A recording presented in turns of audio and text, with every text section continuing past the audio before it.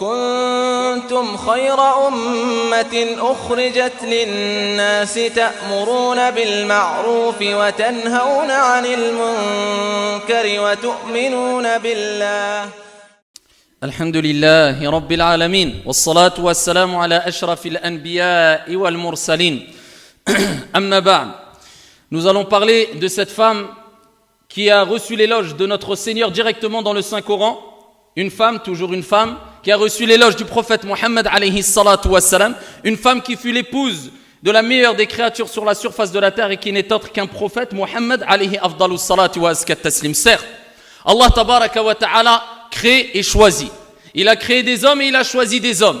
Parmi ces hommes qu'il a choisis, il y a bien sûr les prophètes et les compagnons et les vertueux et les pieux, etc.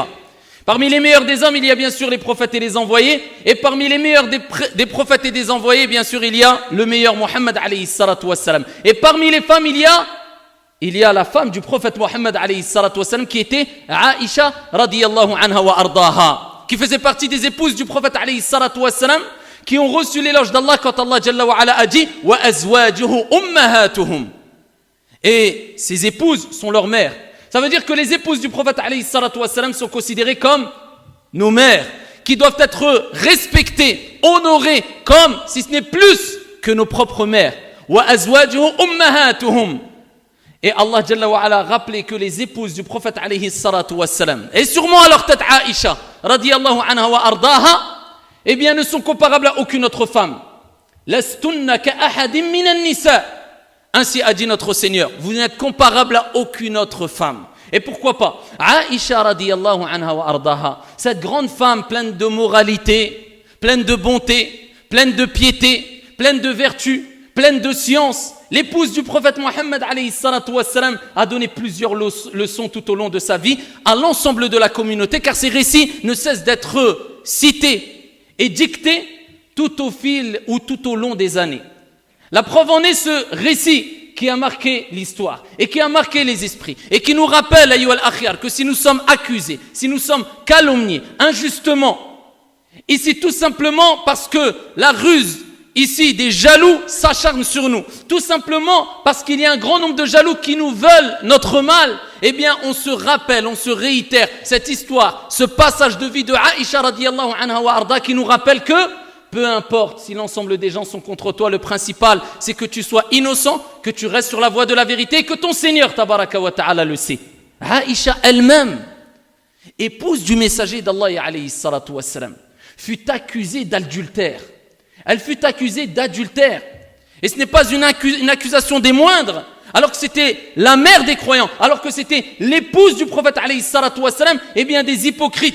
Et des gens qui ont voulu semer le trouble dans le cœur des croyants et des croyantes. Et parmi eux, Abdullah ibn Ubay ibn Saloul ont lancé cette mauvaise calomnie, comme cela est répandu aujourd'hui face aux gens de vertu. On les accuse comme étant des fornicateurs, comme étant des gens qui trompent, comme étant des gens mauvais, alors que ce sont des pieux et des vertueux. Et cela est un signe de piété et que Dieu pense à toi et Dieu veut t'élever. Ni plus ni moins. Aïcha radiyallahu anha wa ardaha, alors qu'elle est partie en expédition avec le prophète alayhi salatu wassalam et un nombre de compagnons, eh bien à leur retour de cette expédition et quand ils ont fait halte, eh bien Aïcha radiyallahu anha wa ardaha s'est écartée du convoi afin d'aller faire ses besoins naturels. À son retour, elle a mis sa main sur son cou et elle s'est rendue compte qu'elle avait perdu son collier.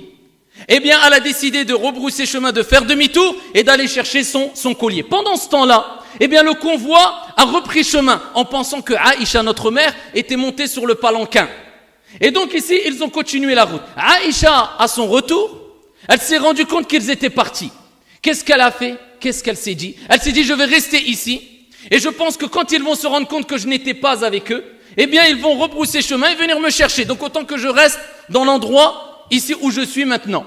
Et il y avait un compagnon pieux, vertueux, connu pour sa vertu et sa piété. Mais cela n'a pas empêché les mauvaises langues et les hypocrites et les jaloux de l'accuser. Eh bien, qu'est-ce qu'il a fait? Quand il a continué son chemin, parce que lui était resté derrière, bien derrière le convoi, quand il a continué son chemin, il est arrivé à l'endroit où Aïcha, notre mère, était, seule, allongée. Et quand il l'a vu, il a prononcé la formule qu'on prononce quand il arrive un malheur quelconque. Et il a dit « Inna lillah wa inna ilayhi raji'un » Aïcha est là. Aïcha s'est réveillée. Et voilà que Safwan ibn Mu'attal, radiyallahu anhu warda, ce grand compagnon, a décidé de la raccompagner avec le plus grand des respects vis-à-vis de notre mère Aïcha et vis-à-vis de son époux qui n'est autre que Muhammad alayhi salatu wassalam. Et Allah azza wa jal huwa as-sami' wa huwa al-basir. C'est lui qui entend tout et c'est lui qui voit tout. Allah jalla wa ala a très bien vu que Aïcha radiyallahu anha wa ardaha, eh bien, était innocent. Et que Safwan était innocent. Eh bien, il a continué ici le chemin avec Aïcha, avec le plus grand des respects, et elle a dit, Aïcha, par respect, il ne m'a même pas adressé la parole tout au long du chemin, jusqu'à ce qu'ils soient arrivés ici à Médine. Et quand ils sont arrivés, Aïcha est tombée malade pendant à peu près 1 mois. Et pendant qu'elle est tombée malade et qu'elle est restée chez elle, elle n'était pas au courant que les mauvaises langues avaient commencé leur travail. Et à leur tête, Abdullah ibn Ubay ibn Saloul, en disant que Aïcha, radiyallahu anha wa ardaha, est resté en arrière avec Safwan parce qu'ils ont commis l'adultère. Et voilà que la rumeur, al-isha'at, les rumeurs se sont répandues très rapidement dans tout Médine. Aïcha n'était pas au courant. Quand ensuite, elle est sortie de sa maladie, elle a entendu ces rumeurs. Elle a eu mal, elle s'est attristée. Elle a commencé à pleurer comme jamais elle n'a pleuré. Elle s'est tournée vers le prophète alayhi salatu wassalam. Et elle a vu que le prophète alayhi abdallu salatu wassalam ne réagissait pas déjà pendant sa maladie de la même manière qu'il réagissait avant. Bien qu'il était très respectueux, il prenait de ses nouvelles, mais elle avait senti un changement. Elle a eu énormément mal. Elle a dit, Ya Rasulallah, je veux me rendre chez mes parents. Le prophète alayhi salatu wassalam lui a donné l'autorisation d'aller voir ses parents et de se rendre chez ses parents. Elle voulait rencontrer ses parents pour les interroger. Elle se tourne vers son père et elle se tourne vers sa mère. Et elle leur dit, qu'est-ce qui est dit? Qu'est-ce qu'on dit sur moi? Et voilà qu'on lui raconte en essayant de lui remonter le moral. Et voilà qu'elle se met à pleurer. Elle fond en larmes. Et elle a eu mal, elle a eu énormément mal. Et voilà que la rumeur ne cessait de se propager jusqu'à ce que le prophète s'est demandé, est-ce que je dois divorcer? Je suis un prophète. Elle est accusée d'adultère. Est-ce que je dois divorcer, me séparer d'elle ou rester avec elle? Il consulte les compagnons et parmi eux, ce jeune compagnon qui était très jeune, mais grand d'esprit et de moralité, de conseil. L'importance de consulter, pas n'importe qui, mais les gens de vertu, de piété et ici d'une bonne moralité, dotés de clairvoyance et de science. Oussama ibn Zayd, il a dit, Ya Rasulallah, je ne connais que du bien sur ton épouse, garde-la. Ne la divorce pas, attends. Ali ibn Abi Talib radiyallahu anhu arda penchait plus sur le fait qu'il était peut-être préférable qu'il la divorce, mais par contre il lui dit continue à te renseigner auprès des gens qui la côtoyaient beaucoup.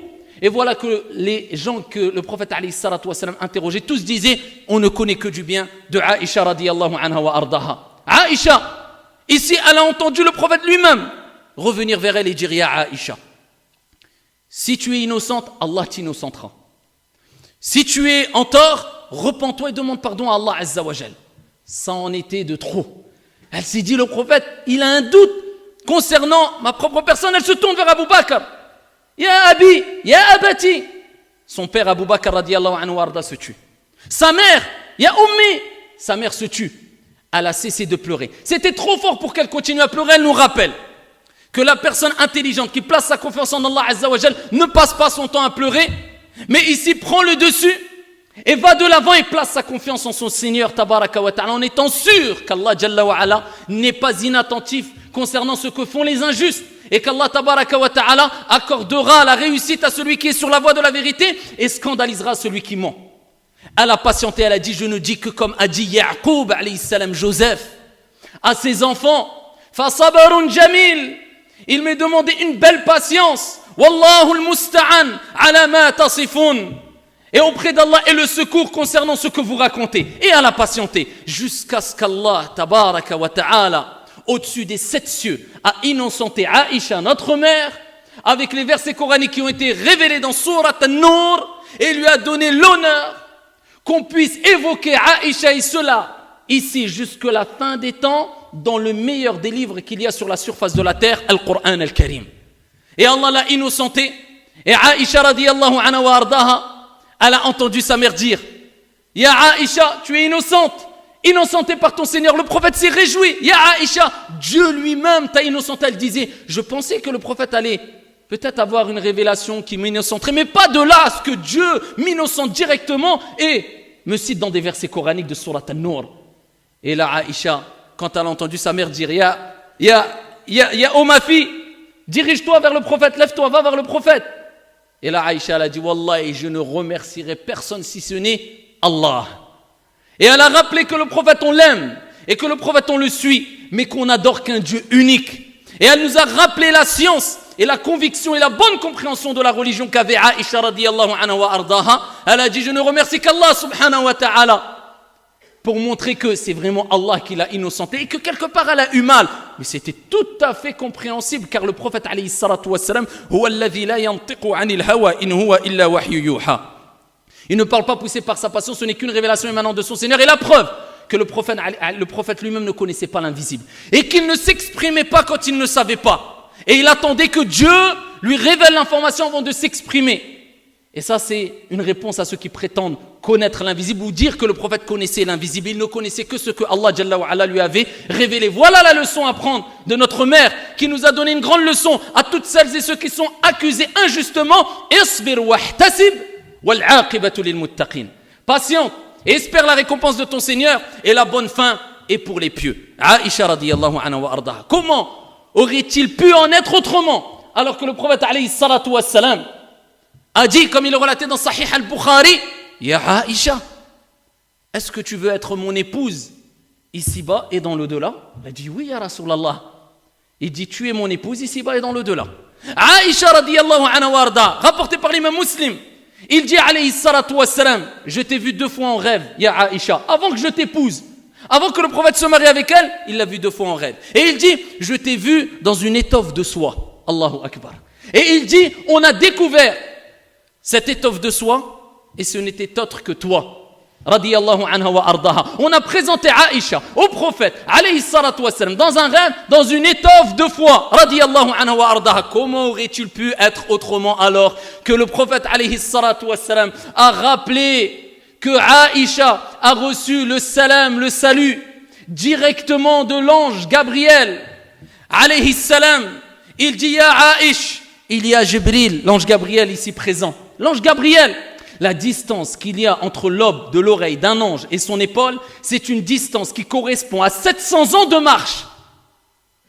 Que dire de l'ange Gabriel, alayhi salam? L'ange qui s'occupe de transmettre la révélation à tous les prophètes et les envoyés. Ya Aïch, Jibril est là et il te passe le salam directement. Aïcha, elle répond, wa alayhi salam wa rahmatullahi wa barakatuh.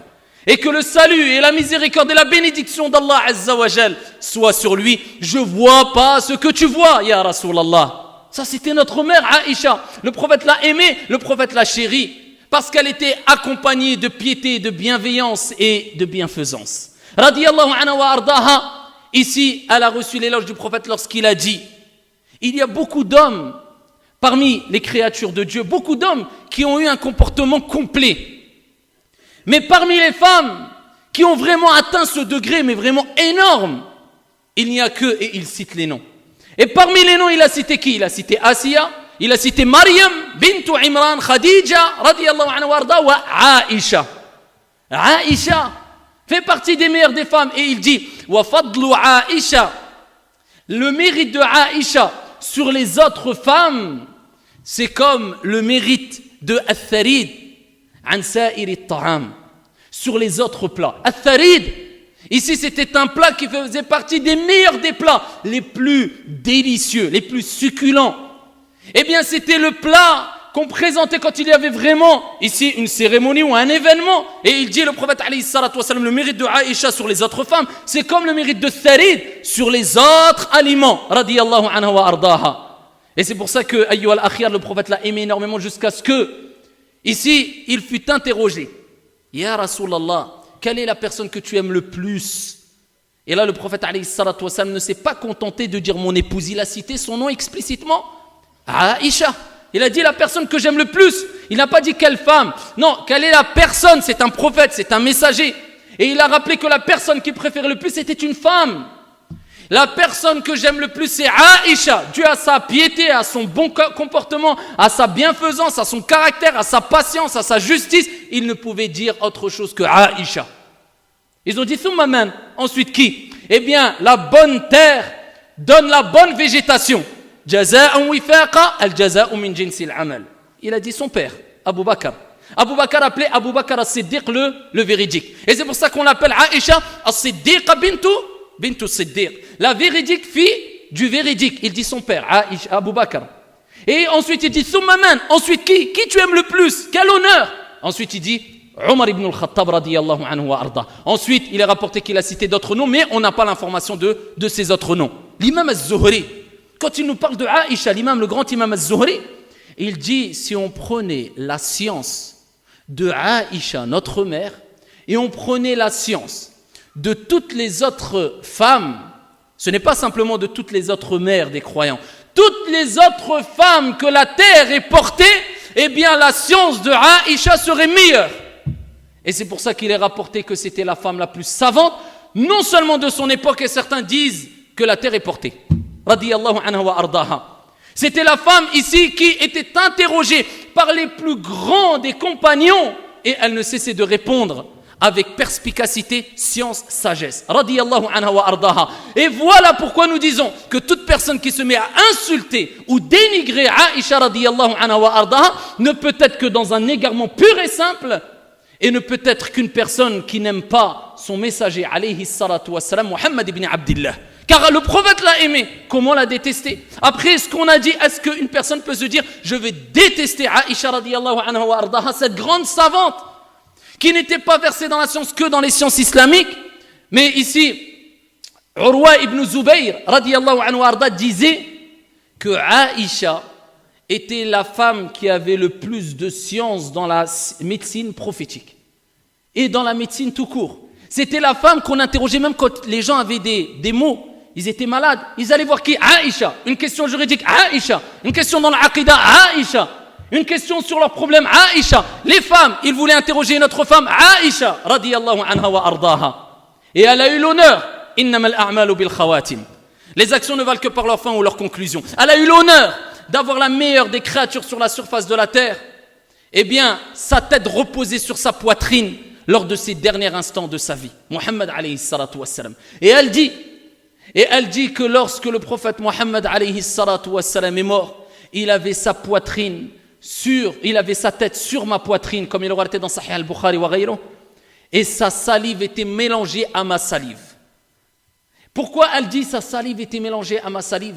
Car lors de ses derniers instants, le prophète alayhi salatu wassalam, eh bien, a passé ses derniers instants de sa vie dans la demeure de Aïcha, auprès de Aïcha, et à un moment donné, le frère de Aïcha, Abdurrahman, est rentré dans la pièce, et il avait un siwak dans la bouche, et le prophète alayhi salatu wassalam a dit « As-siwak matharatun lil fam wa mardatun lil rabb » c'est une purification de la bouche et un agrément du Seigneur tabaraka wa ta'ala. Jusqu'à ces derniers instants, le prophète alayhi salatu wassalam voulait encore, par tous les moyens, satisfaire son Seigneur tabaraka wa ta'ala. Et il regarde le siwak de Abdurrahman. Aïcha a compris qu'il voulait pratiquer le siwak, nettoyer sa bouche. Et Aïcha a pris le siwak de son frère et elle l'a mis dans sa bouche pour mélanger avec sa salive et amollir le siwak. Et elle a donné au prophète alayhi salatu wassalam. Et voilà pourquoi Aïcha a dit ma salive s'est mélangée à sa salive et sa tête était sur ma poitrine lorsqu'il a quitté ce monde et il fut enterré dans la pièce où vivait à la base Aïcha radiyallahu anha wa arda. Et ensuite les meilleurs des hommes après le prophète Muhammad alayhi salatu wassalam et les prophètes Abu Bakr wa Umar. Voilà les meilleures des personnes qui ont marqué l'histoire ayyuhal akhyar.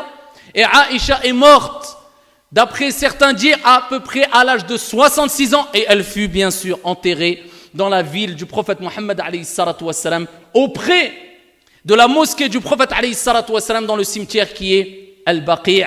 Qu'Allah tabaraka wa ta'ala agrée notre mère Aïcha ainsi que l'ensemble des mères des croyants et qu'Allah préserve toutes nos sœurs ici de tout mal. Amin ya rabbal alamin. Inna Allah wa malaikatahu yusalluna ala nabi.